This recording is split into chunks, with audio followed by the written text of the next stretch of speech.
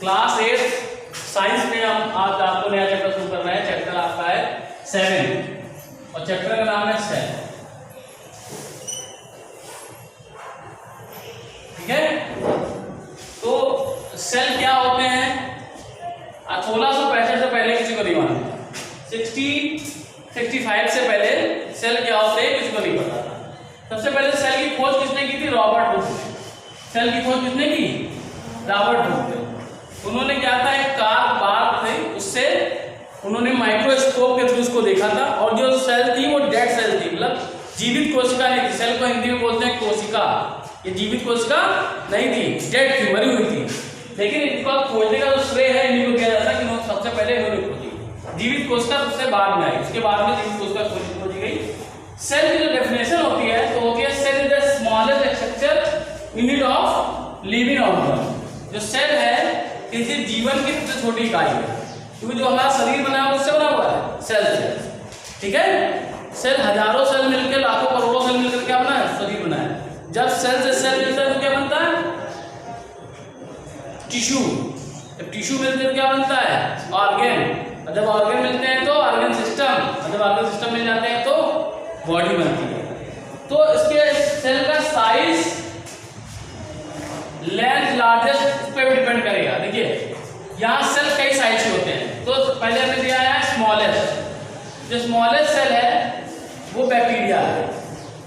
अब जो ह्यूमन है वो दो प्रकार के, ह्यूमन नहीं मतलब जो हमारा ऑर्गेनिज्म है सूक्ष्म जीव, वो दो प्रकार के हो सकते हैं, यूनिसेलुलर और मल्टी सेलुलर। यूनिसेलुलर और यूनिसेलुलर का क्या मतलब है? यूनिसेलुलर का मतलब है जिसमें सिर्फ एक ही सेल हो। ऐसे ऑर्गेनिज्म जो एक सेल से मिलकर बने हैं वो क्या होते हैं? यूनिसेलुलर, और जो एक से ज्यादा से मिलकर बने होते हैं उनको मल्टीसेलुलर बोलते हैं। तो जो स्मॉलेस्ट सेल है वो बैक्टीरिया की है, क्योंकि वो सिर्फ सिंगल सेल से बना हुआ है। ठीक है, फिर यहाँ पे है लॉन्गेस्ट। लॉन्गेस्ट और लार्जेस्ट में अंतर है दोनों में। लार्जेस्ट का मतलब बड़ा, लॉन्गेस्ट मतलब ऊंचा, यानी कि लंबाई, हाइट में ऊंचा क्या होता है। तो लॉन्गेस्ट होगा हमारा नर्व सेल। ये ह्यूमन बॉडी में स्पाइनल कॉर्ड के नीचे पाई जाती है, पीछे की तरफ। ठीक है, स्पाइनल कॉर्ड में जो रीढ़ की हड्डी है उसके नीचे ये पाई जाती है। इसके बाद आता है लार्जेस्ट यानी बड़ा। तो लार्जेस्ट हमारा ऑस्ट्रिच एनिमल होता है ना, बर्ड, उसका अंडा है। ये भी सिंगल सेल बना हुआ है, सिंगल सेल से बना हुआ है।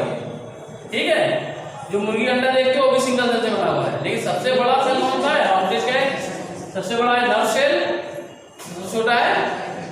अब ह्यूमन बॉडी के अंदर बात की जाए, ह्यूमन बॉडी के अंदर तो जो स्पर्म होता है वो सबसे छोटा होता है। स्पर्म जो है वो सबसे छोटा सेल है।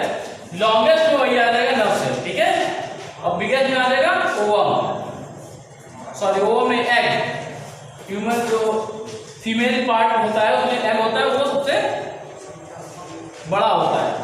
इसके बाद आता है पार्ट ऑफ सेल। देख लें सेल, सेल का डिजाइन या आकृति कैसी होती है? स्फेरिकल सेल होते हैं। कैसे होते हैं? स्फेरिकल।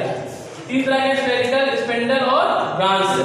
तो स्फेरिकल कौन से? आरबीसी। आरबीसी क्या होता है? Red blood cell. Spindle muscle cell, जो ये मसल्स ऊपर है इनकी जो सेल्स होती है कैसी होती है? स्पेंडल होती है।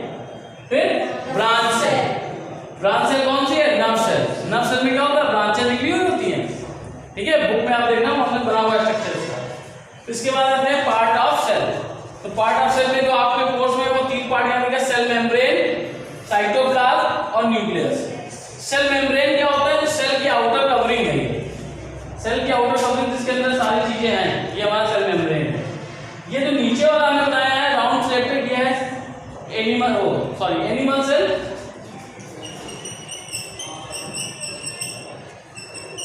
और ये जो हमने ऊपर बनाया है प्लांट सेल।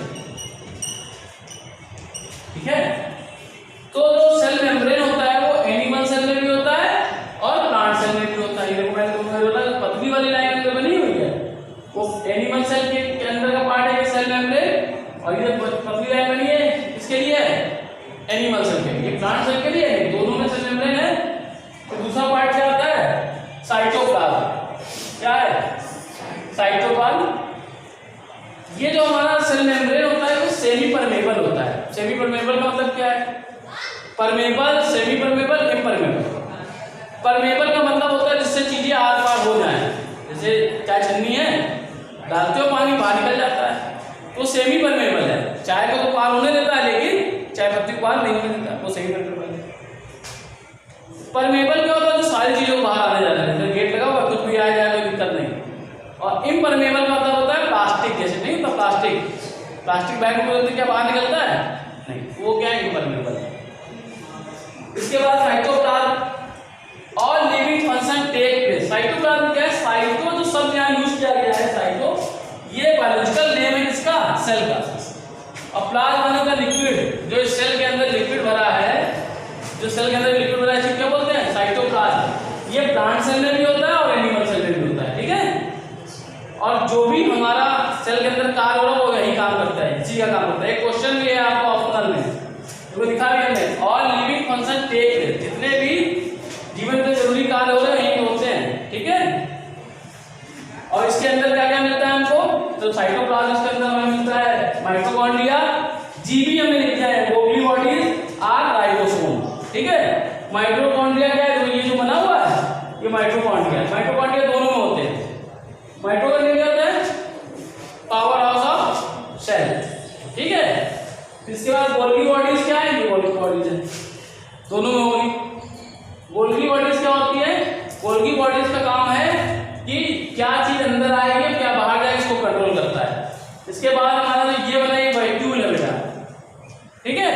वैक्यूल दोनों में होता है, एनिमल सेल में भी होता है और प्लांट सेल में भी होता है। लेकिन एनिमल सेल में इसका साइज बहुत छोटा होता है और प्लांट सेल में वो बड़ा साइज होता है। इसीलिए जब प्लांट की लकड़ियां उंगलियां हम पानी फेंकते तो तैरा करती है, क्योंकि इसमें ये बहुत बड़ा है, हल्का होता है और बीच में खाली स्थान यहाँ बहुत होता है, ठीक है।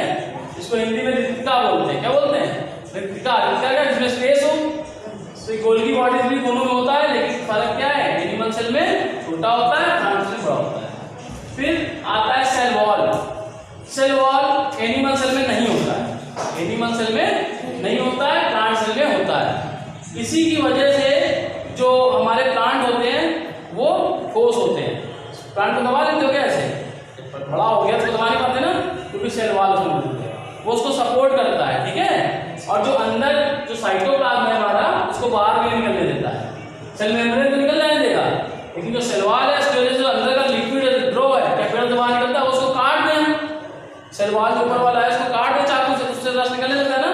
हमने क्या किया? सेल वॉल को डैमेज किया है, कई बार देते स्किन काटते हैं, उसी तरह उसकी बाल जो है उसको काट देते, क्या होगा?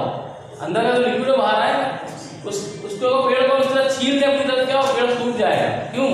क्योंकि अंदर का जो भी मटेरियल है वो सब बाहर आ रहा है। इस बात समझ आ गई? इसके बाद हमारे पास क्या है? न्यूक्लियस, ठीक है। न्यूक्लियस क्या होता है? Brain of cell. और न्यूक्लियस क्या है? दोनों में मौजूद होता है, में मौजूद होता है और एनिमल सेल में, प्लांट सेल में मौजूद होता है। तो चैप्टर खत्म हो गया। बस में क्या है? हमें न्यूक्लियस के भी पार्ट होते हैं ना, ये हमें बताना है, ठीक है। Thank you.